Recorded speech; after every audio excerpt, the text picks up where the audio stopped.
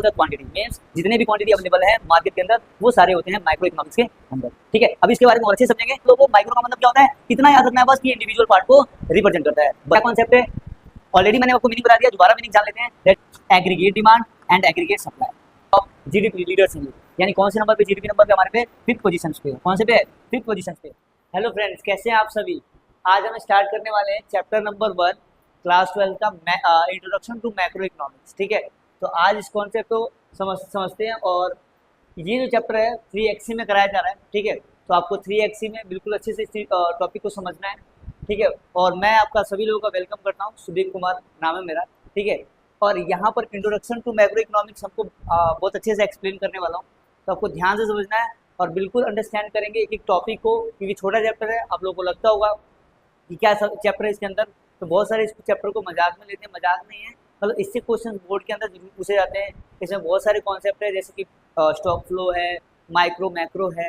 ठीक है, real flow, money flow and double circulation का कॉन्सेप्ट देखा जाता है। ये सारे टॉपिक हम इसके अंदर जानने वाले हैं, तो आपको बने रहना इस चैनल पर और अंडरस्टैंड करना है एक एक टॉपिक को। तो स्टार्ट करते हैं chapter number 1, that is introduction to macro economics. ठीक है, स्टार्ट करते हैं जो फर्स्ट वाले टॉपिक से, that is branches of economics. Branches of economics में क्या है? सबसे पहले दो टाइप्स के इकोनॉमिक्स होते हैं। कौन कौन से? एक होता है माइक्रो और दूसरा होता है मैक्रो। ठीक है, माइक्रो एंड मैक्रो। अच्छा, इसके बारे में अंडरस्टैंड हम करने वाले हैं अभी एक एक चीज, माइक्रो एंड मैक्रो। ठीक है, माइक्रो क्या होता है? माइक्रो मीन्स क्या होता है? एक छोटी चीज कोई सी। ठीक है, जिसको हम कह सकते हैं किसी एक व्यक्ति के बारे में बात किया जा रहा हो या फिर किसी इंडिविजुअल के बारे में बात किया जा रहा हो, उसको हम लोग माइक्रो इकोनॉमिक्स कहते हैं। पहले तो ये अंडरस्टैंड करो कि होता क्या क्या है चीज। ब्रांचेज ऑफ इकोनॉमिक्स कितने होते हैं? दो होते हैं, एक माइक्रो और एक मैक्रो। ठीक है, माइक्रो का मतलब होता है किसी इंडिविजुअल को रिप्रेजेंटेशन करना होता है। ठीक है, और मैक्रो का मतलब क्या होता है? Aggregate as a whole. Aggregate as a whole का मतलब बहुत सारे बच्चे कंफ्यूज है। होल मीन्स होता है ऑल द क्वांटिटी, मीन्स जितने भी क्वांटिटी अवेलेबल है मार्केट के अंदर वो सारे होते हैं माइक्रो इकोनॉमिक्स के अंदर। ठीक है, अभी इसके बारे में और अच्छे से समझेंगे। आगे चलते हैं बच्चों, ये टॉपिक है, इसके कॉन्सेप्ट है। स्कोप ऑफ इकोनॉमिक्स क्या है? स्कोप ऑफ इकोनॉमिक्स में दो टाइप्स जो मैंने अभी बताया आपको, माइक्रो एंड मैक्रो में। इसकी थ्योरी आपको पढ़ने को मिलने वाला है। Theory of consumers behaviour, theory of production and prizes of goods. ये सारे जो कॉन्सेप्ट हैं वो माइक्रो इकोनॉमिक्स के अंदर आते हैं। होते क्या क्या चीज़ें? ये कंज्यूमर के बिहेवियर को रिप्रेजेंट करते हैं। कंज्यूमर के बिहेवियर को रिप्रेजेंटेशन का मतलब क्या है कि कंज्यूमर कितना ज़्यादा ही एक्टिव है। ठीक है, मार्केट के अंदर। Theory of production means micro के अंदर हम लोग कह सकते हैं कि जो प्रोडक्शन यानी प्राइस और commodity of goods and supply के बारे में हमें इंट्रोडक्शन दिया गया है। प्राइसिंग ऑफ गुड्स, जैसे मैंने भी बताया, सप्लाई, प्राइस, ये सारे जो क्वांटिटी है इसमें आपको अंडरस्टैंड करने का मौका मिलता है। Macro economics, that is the theory of income and employment. ठीक है, इसी वजह से इसको हम लोग कहते हैं price theory and this is employment and income theory. ठीक है, तो हम कह सकते हैं मैक्रो इकोनॉमिक्स जो है वो क्या है? इनकम एंड एम्प्लॉयमेंट थ्योरी है, बट माइक्रो इकोनॉमिक्स क्या है? Price theory. क्लियर हो रहा है बच्चों? Theory of general price level and inflation, इसके अंदर हम लोग प्राइस को कंट्रोल करना सीखते हैं। मतलब प्राइस बढ़ता है तो क्या होता है, प्राइस घटता है तो क्या होता है। ठीक है, आगे चलते हैं बच्चों। ये दो टॉपिक्स बहुत सारे मेन है, क्योंकि पूरा जो चैप्टर है वो माइक्रो एंड मैक्रो के बेस पर बनाया गया है। माइक्रो इकोनॉमिक्स का फर्स्ट टॉपिक है। ठीक है, मैंने ऑलरेडी बता दिया माइक्रो इकोनॉमिक्स का मतलब क्या है? किसी इंडिविजुअल को रिप्रेजेंटेशन करना। जैसे यहाँ पर इसको रिप्रेजेंटेशन किया जा रहा है। ठीक है, तो हम कह सकते हैं माइक्रो इकोनॉमिक्स का मतलब क्या है? इंडिविजुअल को रिप्रेजेंट करना। इसके बाद आ जाता है हमारा micro economics focuses on the individual part. जैसे मैं बहुत देर से आपको बात बताते जा रहा हूँ कि माइक्रो इकोनॉमिक्स जो है वो एक इंडिविजुअल पार्ट्स को डिफाइन करता है। हमारी इकोनॉमी के अंदर एक सिंगल क्वांटिटी या फिर इंडिविजुअल क्वांटिटी को रिप्रेजेंटेशन करना होता है। ठीक है, and how house hold and firms make decision and how they interact in specific markets. ठीक है, इसके बारे में जानने को आपको मिलने वाला है। ठीक है, तो माइक्रो इकोनॉमिक्स का मतलब अंडरस्टैंड हो चुका होगा आप लोगों को। माइक्रो इकोनॉमिक्स का मतलब होता है क्या बच्चों? Individual parts. क्या होता है? इंडिविजुअल पार्ट्स होता है। ठीक है, और इसके अंदर हाउस होल्ड एंड फर्म्स के बीच इंटरेक्शन होता है। कैसे? मान लो यहाँ पर हाउस होल्ड है और यहाँ पर क्या है? फर्म है। ठीक है, इनके बीच में मैं बोलूँ तो exchange of goods and services होता है और मनी फ्लो भी इनके अंदर होता है, जो कि डबल सर्कुलेशन होगा। आने वाले क्वेश्चन में आपको अच्छे से एक्सप्लेन करने वाला हूँ।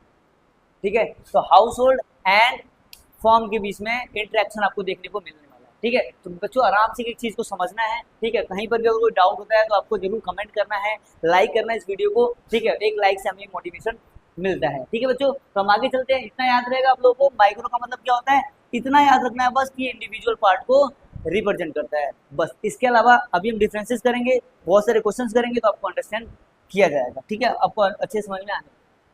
That is macro economics. मैंने शुरू में ही आपको बताया था, economics as a whole means सारी क्वांटिटी को काउंट करता है, ठीक है। सारी क्वांटिटी क्या करता है, ये काउंट करता है एक एक चीज को। जैसे मान लो एक पर्सन का अगर इनकम है तो वो तो माइक्रो हो जाएगा, लेकिन पूरे इंडिया की इनकम अगर हम काउंट करें तो हम कहेंगे ये क्या हो जाएगा, हमारा मैक्रो इकोनॉमिक्स हो जाएगा, ठीक है। तो मैक्रो इकोनॉमिक्स आप लोगों को समझ में आ चुका होगा, एक बार और बता देता हूँ। Study of economics as a whole and deal with the broad. Broad economics means क्या होता है, जैसे बहुत बड़े लेवल का, ठीक है। ब्रॉड मतलब होता है वैसे तो चौड़ा, मतलब बहुत बड़े लेवल का, ये स्टडी करता है। इसमें आता है aggregate such as national income, aggregate demand, general price level and total employment. Total employment अगर इंडिविजुअल एम्प्लॉयमेंट बोला होता तो वो किसमें चला जाता, माइक्रो में। यहाँ पर टोटल एम्प्लॉयमेंट मतलब क्या है, पूरे व्यक्ति की जो इनकम है, यानी इंडिविजुअल की नहीं है, पूरे ऑल ओवर इंडिया की इनकम है, वो टोटल एम्प्लॉयमेंट बोलेंगे, ठीक है ना। तो ये चीज हमें समझ में आ चुका होगा। इकोनॉमिक्स एज अ होल अगर बोला जाए तो हम कहेंगे वो मैक्रो है, ठीक है। अगर इस इंडिविजुअल की बात बोली जाएगी तो हम लोग कह सकते हैं वो क्या है, माइक्रो। क्लियर है, ठीक है। अब problems of full employment, distribution of income and one और है, ठीक है। उसके बाद में प्रोडक्शन फेजेस है। इसके अलावा differences between micro and macro economics क्या क्या है, वो बहुत ज़्यादा हमें अंडरस्टैंड करने की ज़रूरत है, ठीक है बच्चों। तो वो एक एक चीज़ को ध्यान से समझते हैं, क्या क्या इसके अंदर डिफरेंसेज होते हैं, क्यों ये इंपॉर्टेंट है, ठीक है। इसको पेपर में आपको जरूर करके जाना है, क्योंकि ये पेपर के अंदर आपको हमेशा मिलता है। एग्जाम में डिफरेंसेस टाइप में देखने का क्वेश्चन मिलता है, बेसिस भी कभी कभी दे दिए जाते हैं, और उसके अकॉर्डिंग आपको क्वेश्चन बोर्ड एग्जाम में आपको देखने को मिल जाता है। तो ये जो बड़े लेवल का है, जैसे आप ग्रेजुएशन वगैरह करते हो तो उसमें भी ये क्वेश्चन देखने को मिलता है। The differences between micro and macro, क्या कॉन्सेप्ट है, ऑलरेडी मैंने आपको मीनिंग बता दिया, दोबारा मीनिंग जान लेते हैं। That is deal with the determinants of price and output of individual forms of market. कहने का मतलब क्या है कि इंडिविजुअल को रिप्रेजेंट करता है, ठीक है। और इसका जो मेन उद्देश्य है, मेन ऑब्जेक्टिव है, वो प्राइस को डिटरमाइन करना है। मीन्स प्राइस कितना लेवल का बढ़ रहा है, कितना घट रहा है, उसको अंडरस्टैंड करना है, ठीक है। इसका काम क्या है, माइक्रो का तो हमने अंडरस्टैंड कर लिया क्योंकि ये इंडिविजुअल को रिप्रेजेंट कर रहा है। मैक्रो का क्या है, deal with the determinant of aggregate demand and aggregate supply. Means हम कह सकते हैं जो इसके डिटर्मिनेंट है वो क्या है, एडी है। एडी मीन्स एग्रीगेट डिमांड है, एंड एएस है। एएस मीन्स एग्रीगेट सप्लाई है, ठीक है। एडी मीन्स क्या है, एग्रीगेट डिमांड है, और एएस का मतलब क्या है, एग्रीगेट सप्लाई है। यहाँ पर एम्प्लॉयमेंट और एग्रीगेट प्राइस लेवल को ये डिफाइन करता है। हम कह सकते हैं कि जो इसका इनकम लेवल है वो होल को रिप्रेजेंट करता है, यहाँ पर एक यूनिट को रिप्रेजेंट करता है जिसको हम इंडिविजुअल कहते हैं। आई होप आपको अंडरस्टैंड हो रहा होगा, आपको समझ में आ रहा होगा। अगर डाउट होता है तो कमेंट करके आपको डाउट क्लियर किया जाए। Central problem of an micro economics क्या क्या है, दैट इज सबसे पहला काम जो है वो प्राइस को कंट्रोल करना है, प्राइस डिटर्मिनेशन है। That is allocation of resources, means resources को भी आप लोगों ने 11th में किया होगा। स्केर्सिटी, जैसे कि हमें पता है कि हमारे जो रिसोर्सेज होते हैं वो एक लिमिटेड क्वांटिटी में, बट जो ह्यूमन वांट्स एंड नीड्स है वो एक अनलिमिटेड है, ठीक है। तो हम कह सकते हैं हमारे रिसोर्सेज के को भी एलोकेट करना हमें कौन सिखाता है, माइक्रो इकोनॉमिक्स, ठीक है। And the central problem of macro economics is determinant of level of income and employment. Already बता दिया मैंने, ये जो इनका मेन ऑब्जेक्टिव है वो इनकम एंड एम्प्लॉयमेंट को कंट्रोल करना होता है। मतलब ये मेन इनकम एंड इनके जो फैक्टर हैं वो कौन कौन से हैं, इनकम एंड एम्प्लॉयमेंट, ठीक है। It means tools are demand and supply, ठीक है। इसका जो टूल है, यानी आप देखोगे तो यहाँ पर लिखा हुआ है बेसिस में टूल्स, तो टूल्स हम कहेंगे ये डिमांड है और सप्लाई है, ठीक है, इसके टूल्स है। बट इसके डिमांड, इसके मैंने टूल्स बताया तो वो क्या थे, aggregate demand and aggregate supply. ये दो टॉपिक मैंने बताया था आपको, ठीक है। ये ध्यान रखना है, ये आपको आने वाले टाइम पे एक चैप्टर सेपरेटली मिलेगा आपको एग्रीगेट डिमांड का, शायद वो चैप्टर नंबर 7 है, ठीक है। तो उसमें आपको करने का पूरा ये न्यूमेरिकल भी उस चैप्टर में, तो ये भी आपको जानने का मौका मिलेगा। तो इसके जो आपने न्यूमेरिकल ऑलरेडी आप किया होगा 11th क्लास के अंदर, that is demand and supply का पूरा कॉन्सेप्ट किया होगा आपने, ठीक है। आई होप आपको अंडरस्टैंड हो रहा होगा। और ये जो है 12th के अंदर जो कि नाम है मैक्रो इकोनॉमिक्स के अंदर आपको aggregate demand and aggregate supply आपको करने का मौका मिलेगा, ठीक है। तो बिल्कुल वो चैप्टर भी मैं सेपरेटली वीडियो डालूंगा। अगर आप लोगों के लाइक बहुत ज़्यादा अच्छे आते हैं तो आपको ये पूरा वीडियो आपको कैलकुलेशन बेस आपको ये चीज़ समझाया जाएगा। ठीक है बच्चों, हम आगे चलते हैं, इसके एग्जाम्पल क्या हो सकते हैं। अच्छा, ये इंडिविजुअल की जो बात है तो हम कह सकते हैं केवल डिमांड को रिप्रेजेंट करेगा। पर कैपिटल इनकम मीन्स क्या, एक व्यक्ति की इनकम कितनी है वो रिप्रेजेंट करेगा। उसके बाद हम कह सकते हैं और भी इंडिविजुअल को रिप्रेजेंटेशन किया जा सकता है, प्राइस थ्योरी कह सकते हैं इसको हम लोग, ठीक है ना। बट इसकी example aggregate demand, national income, employment. अब कहोगे नेशनल इनकम क्यों सर, तो नेशनल इनकम क्योंकि पूरे ऑल ओवर कंट्री की इनकम होती है, इस वजह से नेशनल इनकम काउंट करेंगे। Aggregate demand and aggregate supply जो है इसके क्या है, टूल्स हैं। ठीक है, मेरे अकॉर्डिंग डिफरेंसेज आपको बहुत अच्छे से समझ में आ चुका होगा। ठीक है, कोई डाउट रहता है तो आपको कमेंट करके जरूर पूछना है, शर्माना नहीं है, क्योंकि अगर पढ़ाई कर रहे हो और अच्छे से टॉप करना है बोर्ड की एग्जाम के अंदर तो आपको अच्छे से लर्न करना पड़ेगा, एक एक चीज समझना पड़ेगा। ठीक है, तो बच्चे आगे चलते हैं, आपको सारे टॉपिक्स फर्स्ट चैप्टर के अंदर कवर कराने वाला हूँ, क्योंकि ये चैप्टर में बहुत बच्चे कंफ्यूज रहते हैं, क्योंकि 1 to 4 जो यूनिट है ना वो चैप्टर यूनिट 1 के अंदर ही दिया गया है, तो बच्चों को सेपरेटली वीडियो नहीं मिल पाता। इस वजह से मैंने सोचा कि आपको इंट्रोडक्शन टू मैक्रो इकोनॉमिक्स जो है वो एक सेपरेटली वीडियो दिया जाए, जिससे आपके जो डाउट्स हैं वो इजिली क्लियर हो जाए। ठीक है बच्चों, आगे चलते हैं। World top GDP leaders. अच्छा, ये तो जो टॉपिक्स है ना वो थोड़ा सा चैप्टर से हट के बनाया था कि आपको थोड़ा सा ज़्यादा समझने का मौका मिले। ठीक है ना, यूएसए सबसे टॉप पे है जीडीपी के मामले में। यूएसए मीन्स अमेरिका जो है वो सबसे ज़्यादा क्या है, टॉप पर है, क्योंकि ये एक डेवलप्ड कंट्री है और डेवलप्ड कंट्री में इनका जीडीपी अच्छा होता है, इनका ग्रोथ रेट जो है वो ज़्यादा अच्छा है। ठीक है, चाइना है उसके बाद जापान है, फिर जर्मनी आता है, उसके बाद आता है इंडिया। मीन्स हम काउंट करेंगे तो first, second, third, fourth, fifth number पे कौन आता है, इंडिया आता है। मीन्स हमारा जीडीपी लेवल अभी लेवल जो है वो डाउन है, बट आने वाले टाइम पे बहुत अच्छा और भी हो सकता है। ठीक है, उसके बाद हमारा ये दूसरी कंट्री है दैट इज ब्रिटेन है, फिर ब्राज़ील है, फिर हमारे पास इटली है और लास्ट में रसिया है। इनकी जीडीपी के लेवल के according world top GDP leaders हैं ये, यानी कौन से नंबर पे, जीडीपी नंबर पे हमारे पे फिफ्थ पोजीशन पे है। कौन से पे है, फिफ्थ पोजीशन पे। तो हम कह सकते हैं फर्स्ट नंबर पे क्या है, यूएसए है, तो उसके बाद China, Japan, Germany and India. तो इंडिया को देखोगे तो अभी ये थोड़ा पिछड़ा है, लेकिन हाँ ग्रोथ लेवल पे अच्छा होकर के ये टॉप पर भी आ सकता है। ठीक है, तो हम कह सकते हैं ये वर्ल्ड टॉप जीडीपी लीडर्स हैं, जो कि मैंने आपको कुछ कंट्री के नेम दिखाए हैं। ठीक है बच्चों, आगे चलते हैं। And here is India. USA और इंडिया का अगर हम कंपेरिजन करें तो इनके डॉलर से हम कंपेयर करेंगे कि ये आगे क्यों है ये। ठीक है, तो देखेंगे ये फिफ्थ पोजीशन पे है और ये कितने नंबर पे है, ये फर्स्ट पोजीशन पे है। ठीक है, तो हम कह सकते हैं बच्चों जीडीपी जो है वो इंडिया का वो ट्रिलियन ऑफ यूएस डॉलर है, और इसका क्या है, ट्रिलियन ऑफ यूएस डॉलर 20 है, और इसका कितना है, ओनली 2.9 है। अब समझ में आया कि हमारा देश जो है वो पिछड़ा क्यों है, वो इसी वजह से है क्योंकि हमारा जो जीडीपी है वो 2.9 है, बट इसका जो जीडीपी है वो कितना है, 20 है। तो हम कंपेयर करके बता सकते हैं कि यूएसए का ज़्यादा है और इंडिया का क्या है, थोड़ा कम है। ठीक है, इस वजह से फिफ्थ पोजीशन पे हम लोग हैं और यूएसए कौन से नंबर पे है, फर्स्ट पोजीशन पे है। तो बच्चों ये जीडीपी कंपेयर किया गया यूएसए एंड इंडिया का। ठीक है बच्चों, आगे चलते हैं। Explanation includes transfer, payment, capital gain, financial transaction and income generated through legal means. तो कैपिटल गेन क्या होता है बच्चों, जो आपकी इनकम से मिलता है, जो आपने पैसा इन्वेस्ट किया था बिजनेस के अंदर, तो हम कह सकते हैं उसका जो इनकम आपको मिला है वो कैपिटल गेन। ट्रांसफर पेमेंट क्या होता है बच्चों, डायरेक्टली पैसा ट्रांसफर किया जा रहा है, बल्कि आपने उसके लिए कोई काम नहीं किया है। मीन्स आपने कोई सोर्स ऑफ अर्निंग का कोई आपने मेथड चूज नहीं किया है, बस आपको डायरेक्टली इनकम मिला। अच्छा, एग्जांपल क्या हो सकता है, करे बच्चों क्या है ऐसा, तो ऐसा एग्जांपल आपको स्कॉलरशिप मिलता है बच्चों, उसके लिए आप कोई काम नहीं करते हो। ठीक है, और भी बहुत सारी चीज़ें। हाँ, हम कह सकते हैं स्कॉलरशिप के साथ साथ हमारे पास पेंशन है, जो ओल्ड एज पेंशन होते हैं। ठीक है, फिर हम कह सकते हैं हमारे पास अलाउंसेस जो होते हैं। ठीक है, अलाउंस हम कह सकते हैं, अलाउंस क्या होते हैं, जो आपको जॉब अपॉर्चुनिटी के साथ साथ मिलता है। ठीक है, एक फिक्स प्राइस होता है। ठीक है, ट्रांसफर पेमेंट समझ में आ चुका होगा, कैपिटल गेन आ गया होगा समझ में।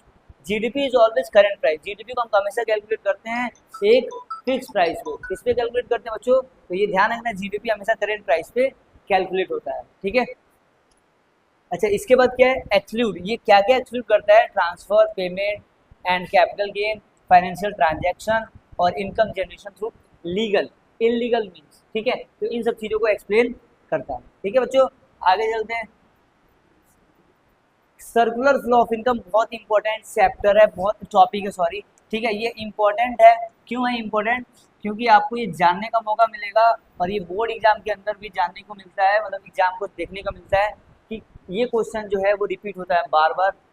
3 मार्क्स का क्वेश्चन बोर्ड एग्जाम में देखने को मिलता है, तो 3 मार्क्स के लिए आपको प्रिपरेशन इसके लिए बहुत अच्छे से करना है। और आपको मैं तो कहूँगा कि बिल्कुल आपको फ्लो भी बना के आना है एग्जाम्स के अंदर।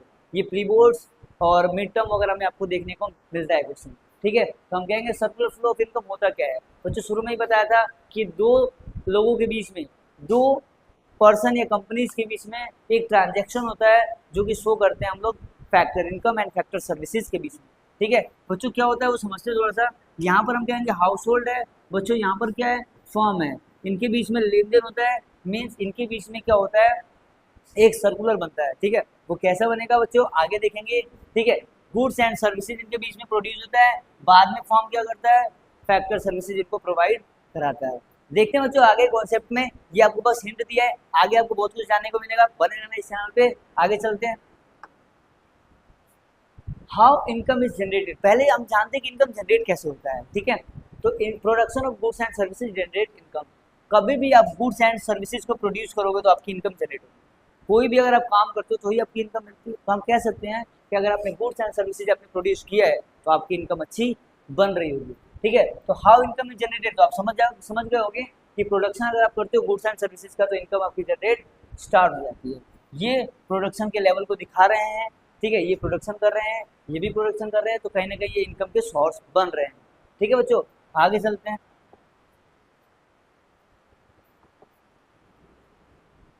Firm require service of factor of production, मैंने आपको अभी बताया था हाउस होल्ड एंड फर्म के बीच में एक इंट्रैक्शन होता है जो कि गुड्स एंड सर्विसेज को रिप्रेजेंट करता है। Firm requires services of, means आपको फैक्टर सर्विसेज चाहिए होता है, ठीक है, ऑफ प्रोडक्शन का, किसको, फर्म को। अब देखो इसमें क्या लिखा है, to produce these goods we requires factor of production, हमें प्रोडक्शन के लिए कुछ ना कुछ ऐसे गुड्स चाहिए जिसे हम प्रोड्यूस करेंगे, ठीक है, प्रोडक्शन करेंगे। अब फर्म ये बात कहता है इनके पास क्या क्या चीज़ें चाहिए होती है, वो आगे आने वाले क्वेश्चन में हम डिस्कस करने वाले हैं, ठीक है। तो बने रहो इस चैनल पे और देखो क्या क्या चीज़ें अंडरस्टैंड करते हैं हम। Expenditure phases, production phases and income phases, ये तीनों हमने जाना है। सबसे पहले क्या चीज़ होती है, इन एक्सपेंडिचर, उसके बाद क्या आता है प्रोडक्शन, ठीक है बच्चों, और उसके बाद इनकम। सबसे पहले आप प्रोड्यूस करते हो किसी चीज़ को, उससे आपकी इनकम मिलती है और बाद में एक्सपेंडिचर करते हो, और ये एक फ्लो बनता रहता है, ठीक है बच्चों। इसको एक फ्लो बोलते हैं, ठीक है ना। ये फ्लो बनते रहता है, ये एक्सपेंडिचर फेज है, ये प्रोडक्शन फेज है और ये इनकम फेज है। सबसे पहला क्या होगा, प्रोडक्शन फेज, क्योंकि आप कुछ ना कुछ प्रोड्यूस करोगे, उसके बाद आपकी आएगी इनकम, और इनकम के बाद आप एक्सपेंडिचर में उसको कन्वर्ट करोगे। क्लियर है, ठीक है बच्चों, समझ में आ रहा है। चलते हैं फिर आगे। ये चीज़ है बच्चों, इसको अंडरस्टैंड करते हैं, इसका मतलब क्या है। Means creation of utility to satisfy human wants by using factor of production and it generates income. आपको मैंने बहुत अच्छे समझाया अभी पिछले वाले कॉन्सेप्ट में। इसमें क्या बोला गया है कि satisfy human wants by using factor of production. Human want की जितनी भी सेटिस्फैक्शन होती है उसको सेटिस्फाई करती है प्रोडक्शन, ठीक है, जिसको हम कहते हैं, इसी से हम लोग इनकम को जनरेट करते हैं। समझ में आ रहा है। इनकम कैसे जनरेट कर सकते हो आप, बाय प्रोड्यूसिंग एनीथिंग, ठीक है। प्रोड्यूस करोगे तो ही हम कहेंगे कि क्या है ये, हमारी इनकम रिप्रोड्यूस होने वाला है। इनकम फेज क्या होता है, business firms earn income from the sale of goods and services which is distributed among the factor of production. हम कह सकते हैं बिजनेस या कोई भी कंपनी जो होती है वो जो इनकम है वो अर्न करती है सेल ऑफ गुड्स से। किससे बच्चों, सेल, मतलब ये क्या करते हैं कंपनियां, सेल करती हैं और उससे आप क्या कमाती हैं, प्रॉफिट कमाती है, ठीक है, पैसा अर्न करती हैं। And services which is distributed among the factor of production, मतलब ये किसी न किसी फैक्टर से ये सर्विसेज से अर्न करती हैं इनकम को, ठीक है बच्चों। एक्सपेंडिचर मीन्स क्या होता है, किसी चीज़ को आप एक्सपेंड कर रहे हो, that is household expends its income to satisfy its various form. Household क्या करती है, अपने एक्सपेंडिचर को फॉर्म को प्रोवाइड कराती है और बाद में फॉर्म से किसी न किसी तरीके की सर्विसेज लेती है, ठीक है बच्चों। आगे चलते हैं, ठीक है। सेक्टर्स एंड डिस्क्रिप्शन, सेक्टर्स जानने हैं कि और कौन से सेक्टर्स होते हैं, तो ये बहुत इंपॉर्टेंट टॉपिक है बच्चों, ध्यान से आपको समझना है। सबसे पहले हाउस होल्ड आता है, honours of the factor of production, consumers of goods and services. इसमें क्या होता है, ये ऑनर होते हैं, ये अपने गुड्स एंड सर्विसेज को प्रोड्यूस करते हैं, ठीक है। Consumer of goods and services होते हैं, यानी एक तरह के कंज्यूमर्स होते हैं जो गुड्स एंड सर्विसेज को क्या करते हैं, प्रोड्यूस करते हैं, ठीक है ना। बिजनेस फॉर्म, जिसको नॉर्मली हम लोग फॉर्म कहते हैं, हायर फैक्टर सर्विसेज, ये क्या करते हैं, जितने भी सेक्टर सर्विसेज होते हैं ना उनको हायर करते हैं। किसकी चीज़ों को, हाउस होल्ड को हायर करते हैं, फैक्टर पेमेंट को हायर करते हैं टू हाउस होल्ड को, ठीक है ना। मीन्स फैक्टर पेमेंट किसको करते हैं, या हाउस होल्ड को करते हैं। फैक्टर सर्विसेज किससे लेते हैं, हाउस होल्ड से लेते हैं, और पेमेंट किसको करते हैं, हाउस होल्ड को करते हैं। अब इसको कॉन्सेप्ट को बहुत अच्छे से समझेंगे, टेंशन नहीं लेना है बिल्कुल भी। बिजनेस फॉर्म, गवर्नमेंट क्या होता है, ये इसके सेक्टर्स हैं। पूरी इकोनॉमी के अंदर 3 सेक्टर होते हैं, ठीक है। ये देखो, government sector receive taxes from house hold, मतलब ये जो भी प्रोडक्शन करते हैं ना उससे ही क्या कमाते हैं, गवर्नमेंट टैक्सेस कमाते हैं, ठीक है ना। That is receive taxes from household and firm, make transfer payment to household, give subsidies to the business firm. बाद में गवर्नमेंट टैक्स के रूप में पैसा कमाती है, और बाद में फॉर्म्स को या फिर किसी हाउस होल्ड को एक सब्सिडीज के फॉर्म में प्रोवाइड कराती है, ठीक है ना बच्चों। सब्सिडीज क्या होती है, एक ऐसा हेल्प होता है जो कि एक नॉर्मल कम्युनिटी को दिया जाता है बाय द गवर्नमेंट, क्लियर है।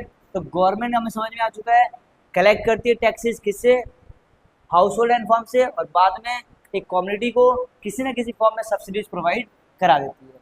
आई थिंक आपको समझ में बिल्कुल अच्छे से आ चुका होगा, ठीक है बच्चों। आगे चलें, सर्कुलर फ्लो ऑफ इनकम, इसमें 3 लोग शामिल होते हैं, वैसे तो 2 ही होते हैं, एक हाउस होल्ड होती है और एक फॉर्म होती है। गवर्नमेंट का रोल बहुत कम होता है, ये ओनली टैक्स कलेक्ट करने के लिए आ जाती है, ठीक है ना। तो देखेंगे तो गवर्नमेंट का रोल कम है, हाउस होल्ड एंड फॉर्म का ज़्यादा रोल है, ठीक है बच्चों। चलते हैं आगे। हाउस होल्ड क्या होता है, हाउस होल्ड जैसे कि इसको किसी चीज़ को, कोई फॉर्म को फैक्टर सर्विसेज प्रोवाइड कराना है, और बाद में जो फॉर्म होती है वो किसी न किसी चीज़ को प्रोड्यूस करके वापस किसको दे देती है, हाउस होल्ड को, बदले में कुछ ना कुछ इनकम लेती होगी। देखते हैं आगे क्या क्या लेते हैं। That is rent on land. अब ये चीज़ ध्यान रखना है, जो सबसे पहले लैंड अगर दिया गया है, लैंड कौन देगा, लैंड देगी हाउस होल्ड। जैसे हम समझते हैं यहाँ पर, मान लो हमारे पास ये हाउस होल्ड है बच्चों, और ये हमारे पास कौन है, फॉर्म है, ठीक है। हाउस होल्ड और फॉर्म के बीच में इंटरेक्शन होता कैसे है, ये बिल्कुल अच्छे से समझते हैं।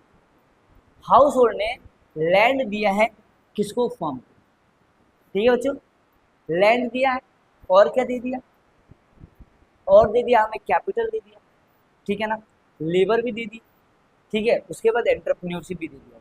मीन्स क्या क्या चीज़ है, लैंड दिया है उस पर कुछ ना कुछ सर्विसेज करने के लिए, कैपिटल दिया गया है किसी न किसी तरीके का इंटरेस्ट कमाने के लिए, लेबर दिया गया है किसी न किसी काम को करने के लिए, और एंटरप्राइजेस मीन्स क्या है, एक तरह की कंपनी है जहाँ पर आपको काम करवाना, क्लियर है। तो ये सारी चीज़ें हाउस होल्ड जो है वो किसको देती है, फॉर्म को देती है, और बाद में फॉर्म को कुछ ना कुछ तो देगी ना, फ्री में ले लेगी नहीं, फॉर्म कुछ ना कुछ दे देगी। बाद में क्या करेगी, आपने क्या क्या दिया है, आपने लैंड क्या दिया है, लैंड, तो लैंड के बदले में इसको क्या देगी भाई, लैंड के बदले में देगी रेंट, क्या देगी, किराया तो देगी ना, फ्री में थोड़ी ना काम कराएगी, रेंट देगी, क्लियर है।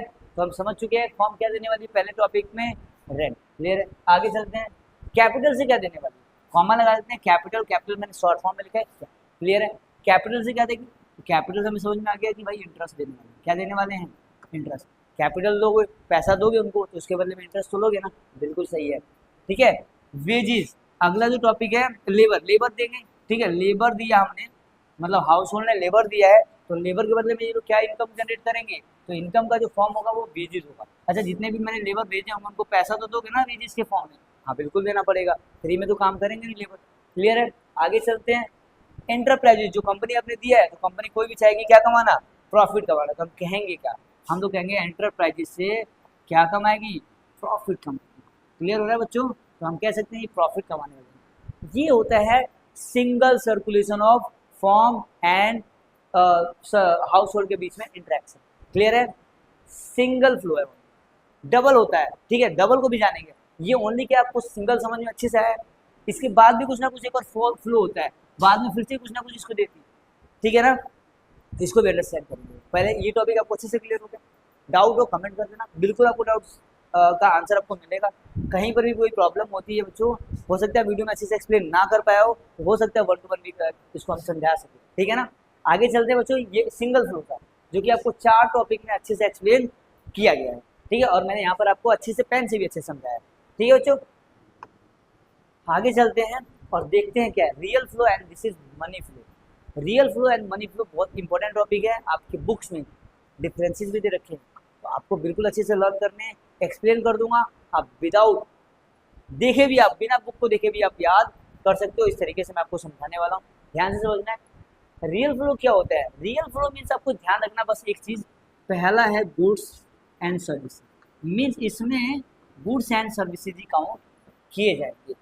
ठीक है बच्चों, यहाँ पर केवल गुड्स एंड सर्विसेज काउंट किए जाएंगे। जैसे आप यहाँ पे देख सकते हो, of goods and services by the firm and the house hold, मतलब कह सकते हैं हम लोग जो भी ट्रांजेक्शन करने वाले हैं वो गुड्स एंड सर्विसेज, मतलब इसमें लेन देन जो होगा वो गुड्स एंड सर्विसेज का होगा, इसमें मनी का लेन देन बिल्कुल भी नहीं होने वाला है, यानी exchange of goods and services ही होने वाला है।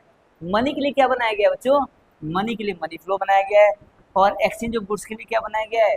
रियल फ्लो बनाया गया है। तो कभी भी exchange of goods and services आता है तो हम कहेंगे क्या है? वो रियल फ्लो है, और कभी भी कहेंगे मनी फ्लो हो रहा है तो हम कहेंगे वो मनी फ्लो है। अंडरस्टैंड करते टॉपिक है क्या? Flow factor services house hold, flow of factor services from household to firm and the goods and services from the firms to household। किसी न किसी तरीके से फैक्टर सर्विसेज हाउस होल्ड को दिया जाता है, ठीक है, और किसी ना किसी तरीके से goods and services household to firm को दिया जाता है। ठीक है बच्चों, वही बताया गया है, firm to household and household to firm, यहाँ देख सकते हो। क्लियर है? तो किसी ना किसी तरीके से आपस में क्या है? डिपेंडेंट, मतलब एक के ऊपर दूसरे डिपेंडेंट। ठीक है, मतलब कोई गुड्स एंड सर्विसेज देता है तो कोई फैक्टर सर्विसेज देता है। ठीक है बच्चों, ऑलरेडी समझा चुका हूँ। ठीक है, अब आ जाती है बारी, अगर goods exchange of goods and services हो रहा है, कह देंगे क्या? Real flow, that's it. ठीक है, आपको उड़ा देना क्वेश्चन बिल्कुल। फ्लो ऑफ फैक्टर सर्विसेज, इसमें क्या क्या होता है? इसमें आप कहीं ना कहीं से तरीके से आप इनकम जनरेट करते हो, that is flow factor payment from firms to household. बाद में फॉर्म के द्वारा हाउस होल्ड को किसी ना किसी तरीके का पेमेंट दिया जाता है, क्योंकि उन्होंने क्या लिया है? उन्होंने सर्विसेज लिया है, और सर्विसेज के बदले में पेमेंट तो करेंगे ना, बिल्कुल करेंगे। उसी को बोलते हैं डबल फ्लो। क्या बोलते हैं? Double flow. ठीक है बच्चों, तो payment from the firms to the household and consumption expenditure from household to firms. Clear है? हाउस होल्ड टू फॉर्म्स ने गुड्स एंड सर्विसेज दिया है, और बाद में उन्होंने फैक्टर सर्विसेज फैक्टर पेमेंट किया है। क्लियर है बच्चों? तो real flow and money flow आपको अच्छे से समझ में आ चुका होगा। नहीं आया तो बताना है आपको, आपके डाउट्स क्लियर करा दें। That is money flow, real flow, बिल्कुल कंपैरिजन करके बताया गया है। This is the double circulation flow. ठीक है, अब देखते हैं बच्चों होता क्या क्या चीज़ें। ये दोनों में कोई एक ही चीज़ नहीं होता है, दोनों चीज़ें होती हैं। ठीक है ना, फॉर्म एंड हाउस होल्ड के बीच में आपको मनी फ्लो और रियल फ्लो देखने को मिलता है। देखते हैं कैसे होता है बच्चों। मान लो यहाँ पर जो बिजनेस है, और बिजनेस फॉर्म है, ये हाउस होल्ड है। सबसे पहले क्या करेगी हाउस होल्ड? कहती है कि भाई फॉर्म वाले लोग जो हैं वो क्या करेंगे? फैक्टर सर्विसेज लेंगे, जैसे कि लेबर वगैरह, कैपिटल सर्विसेज, जो मैंने आपको बताया था पिछले वाले कॉन्सेप्ट में। क्या क्या दिया था हमने दिया था लैंड, हमने दिया था लेबर, कैपिटल, एंटरप्राइजेज, ये सब दिया था, और बदले में हमने पैसा जनरेट किया था कि नहीं? रेंट भी किया था, इंटरेस्ट भी किया था, वेजेस भी किया था, प्रॉफिट भी किया था, सब किया था। ये सिंगल फ्लो है। ठीक है, एक ही बार लेन देन हुआ है ना, तो कहेंगे हम ये सिंगल फ्लो है। ठीक है, डबल फ्लो कब बन गया ये? जब डबल फ्लो तब बना है जब इसने क्या किया है? कंजम्पशन एक्सपेंडिचर प्रोवाइड किया है। किसको? फॉर्म को दिया। किसने दिया है ये हाउस होल्ड ने दिया है फॉर्म को। ठीक है, कंजम्पशन एक्सपेंडिचर मतलब किसी न किसी तरीके का ऐसा एक्सपेंडिचर उन्होंने प्रोवाइड कराया है जिससे फॉर्म को दिया गया है, और बाद में फैक्टर सर्विसेज प्रोवाइड किया गया है। फैक्टर सर्विसेज प्रोवाइड किया गया हाउस होल्ड के द्वारा, हाउस होल्ड। ठीक है ना, बिजनेस जो फॉर्म है ना, वो बाद में हाउस होल्ड को प्रोवाइड कर चुके हैं ये फैक्टर सर्विसेज। क्लियर है?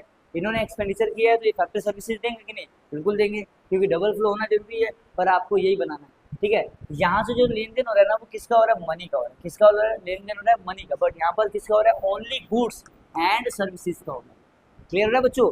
ये गुड्स एंड सर्विसेज का हो रहा है, दैट इज रियल फ्लो।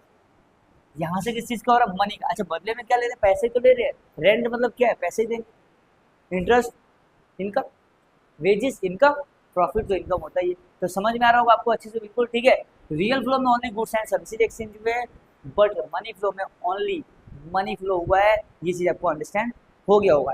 चलते हैं बच्चों next class, next topic. Leakage मतलब होता है इंजेक्शन। ये दोनों इक्वल होते हैं।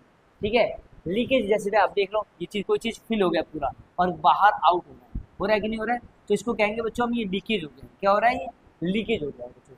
ठीक है। इंजेक्शन मतलब क्या होता है, किसी चीज को इंजेक्ट कर देना, मीन्स आगे किसी चीज को हमला करना, ठीक है। जैसे हम लोग इंजेक्ट कर रहे हैं, ये देख लो बच्चों, ठीक है ना।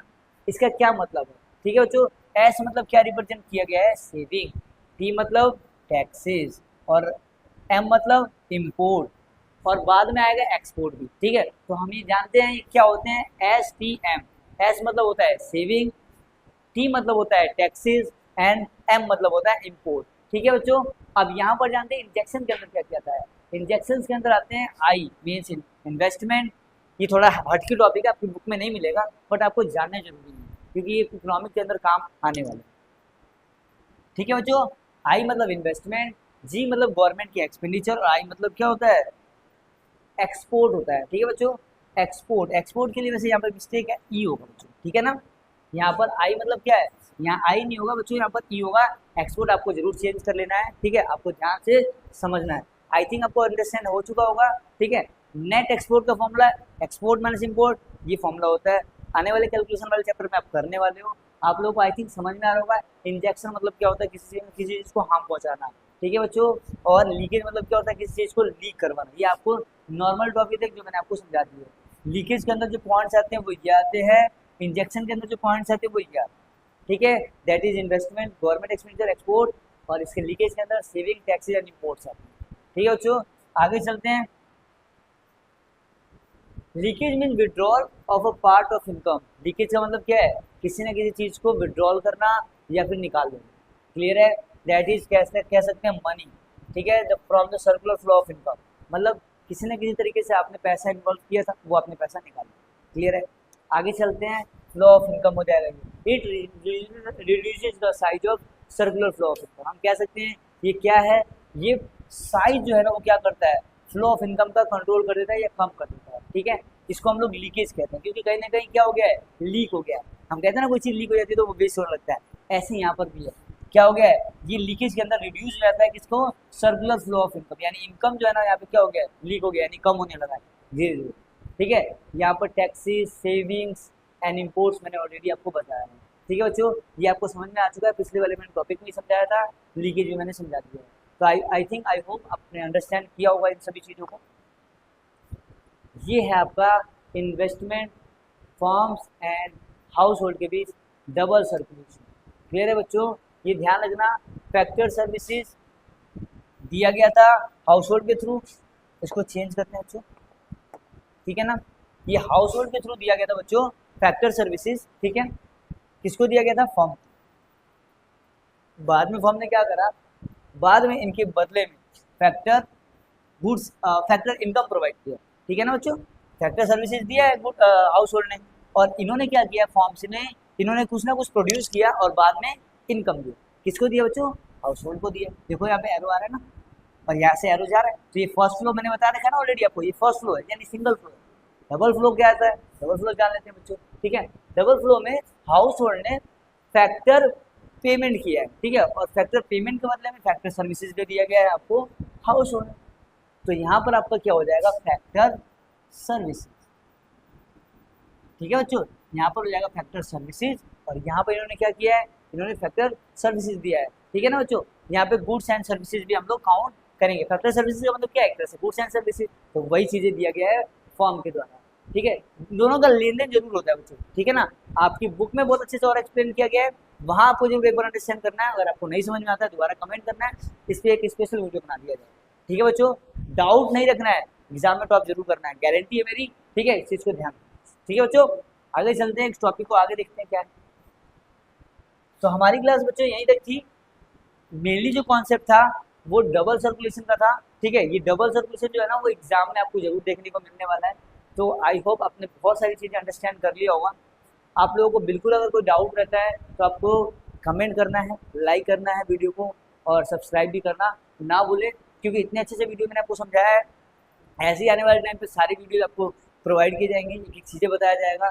पूरा इकोनॉमिक्स की गारंटी मेरी है। 12th क्लास की इकोनॉमिक्स में इंपॉर्टेंट क्वेश्चन, एग्जाम वाले क्वेश्चन, और जो बाहर से क्वेश्चन आते हैं वो कैसे बन के आने वाले हैं, वो सारी चीज़ें आपको समझाया जाएगा। तो आपको बने रहना इस चैनल पे। सबसे पहले अगर कोई भी डाउट लगता है, कभी आपका एग्जाम होता है, आपको कमेंट डालना है और कमेंट में आपको आंसर्स मिल जाएंगे, क्वेश्चंस मिल जाएंगे, वो सारी चीज़ें आपको प्रोवाइड की जाएंगी जो बाकी अदर इंस्टीट्यूट कोई प्रोवाइड नहीं कर रहा हो सकता है कर भी रहे हो, लेकिन मैं आपको best to best education plus में नोट्स आपको प्रोवाइड कराने वाला हूँ। तो आपको ध्यान से 3XE के साथ, 3XE का नाम अब आपको हर जगह देखने को मिलने वाला है। 3XE क्या है, एक ऐसा इंस्टीट्यूट है जो आपको हर तरीके से सपोर्ट करने वाला है, फ्री ऑफ कॉस्ट एजुकेशन आपको दे रहा है, देते रहेगा, ठीक है। फ्यूचर में भी आपको इसका नाम देखने को बहुत मिलने वाला है। तो मैं इंस्टीट्यूट की कोई ज़्यादा आगे बोल नहीं रहा हूँ इसके बारे में, आपको खुद ही देखने का मौका मिलने वाला है, ठीक है ना बच्चों। तो आपको जुड़े रहना है। 3XE में आपको फ्री ऑफ कॉस्ट एजुकेशन मिल रहा है, प्लस इसका बेनिफिट उठाओ और बोर्ड एग्जाम में टॉप करके दिखाओ। आई होप आप लोगों को अंडरस्टैंड किया गया होगा। कोई भी टॉपिक अगर आपको फिर भी रह जाता है कि उनको ये टॉपिक में सर डाउट रह रहा है, मेरे को एक बार पूछना चाहिए, तो बिल्कुल आपको मैं हेल्प करने वाला हूँ। किसी भी टॉपिक में अगर आपको डाउट है कमेंट करना है, ठीक है। आई होप आप लोगों को अंडरस्टैंड किया होगा। फिर मिलते हैं अगली वीडियो में बच्चों। अगली वीडियो हो सकता है नेशनल इनकम और उसके एग्रीगेट पे बनाऊँ, ठीक है, जिसमें न्यूमेरिकल्स भी हैं और थ्योरी भी है, तो उसको कंप्लीट किया जाएगा। और बोर्ड एग्जाम में नेशनल इनकम एंड एग्रीगेट से 6 मार्क्स का आता है। तो अगले वीडियो के लिए मिलते हैं नेक्स्ट क्लास में। थैंक यू बच्चों, ऑल द बेस्ट।